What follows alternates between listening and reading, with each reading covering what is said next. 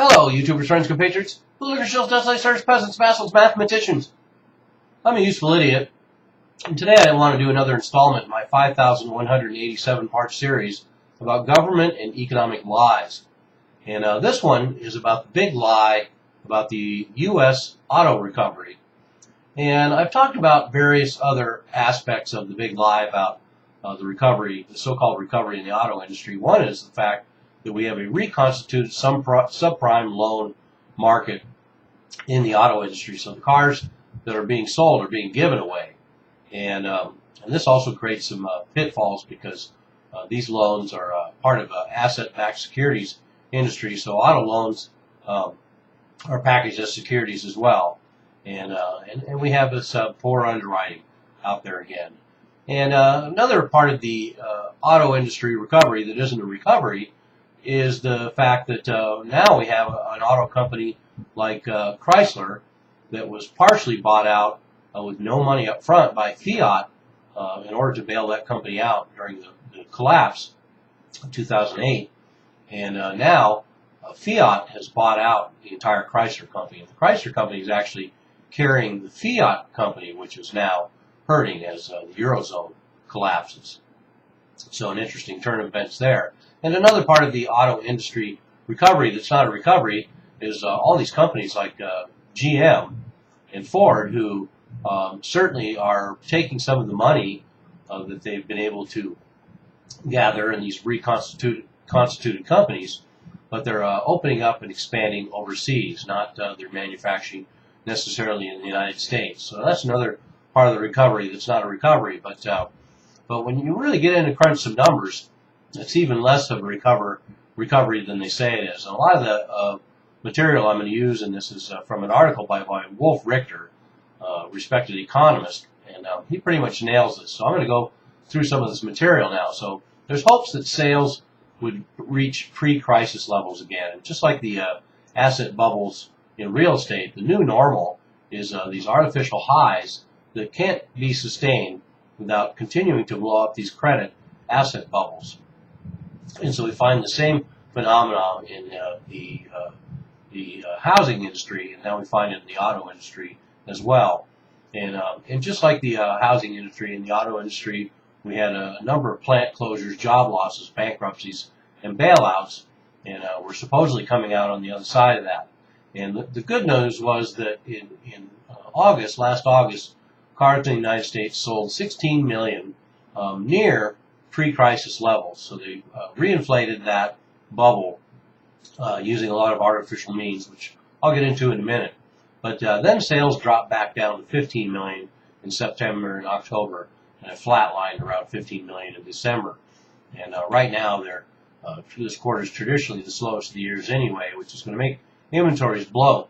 But this could backfire too, because now as these slowdowns happen, a lot of this expansion that's happened is going to backfire on these auto companies. And to tell you more of what I mean about how the auto recovery is a big lie, let's get into these numbers. According to AutoNation CEO Mike Jackson, dealers were sitting on $100 billion in new vehicles. So in other words, all those cars are out there sitting out on dealer lots, $100 billion. So compare that to the fact that we're talking about 15 million being sold a quarter as some sort of indicator that we're in a recovery, and yet these dealers are sitting on $100 billion in new vehicles, which automakers, of course, have already recognized as sales on their books.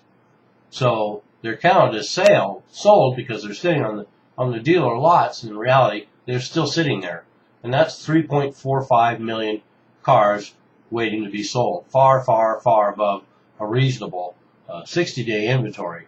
And the figures are even worse if you factor in fleet sales, and that's something I've talked about before as a lie about the auto industry recovery's fleet sales, and they're even larger than I suspected. Notorious, and they're notorious for a little profit margin as well. But Ford had 707,000 fleet units, 28% of total sales, and GM had 653,100 fleet units, 23% of its total sales.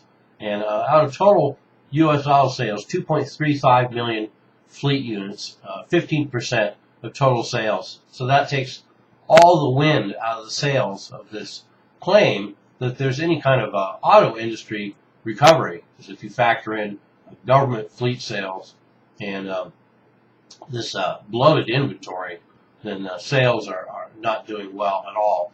And this is important to remember because auto industry is 20% of total retail sales in the United States. So that's one of the reasons why they have to reinflate the asset bubbles in real estate and the auto industry, because of the two huge retail sectors that feed into keeping this economy afloat. But what we're finding is that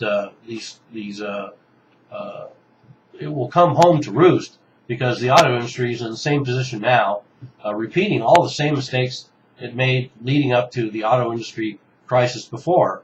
Years of overcapacity, overproduction, steep rebates with narrow profit margins, massive credit expansion, and hollow balance sheets, massive entitlement programs, and bloated inventories. And just like the banks, they have learned nothing and are back to their old habits. So there is no U.S. auto industry recovery, and sooner or later it will catch up, and the numbers will show that, because right now what little cars are selling are pulling sales forward to now, and sooner or later the quarters will show sales dropping. And then we also have a demographic change where apparently young people are not learning to drive and they're not buying cars. And certainly when you have a huge sector of college students who are saddled with massive debts, are moving back home, they're not buying homes, and they're certainly not going to be buying cars. And then we have the other demographic of aging baby boomers retiring. They're going to be downsizing, and they're not going to be buying new cars every year. So it's a radical shift, and we're going to probably see more contraction in the auto industry before this is all over. In the meantime, any talks of auto industry recovery in the United States are just all another big lie. I'm a useful idiot. Don't you be one too.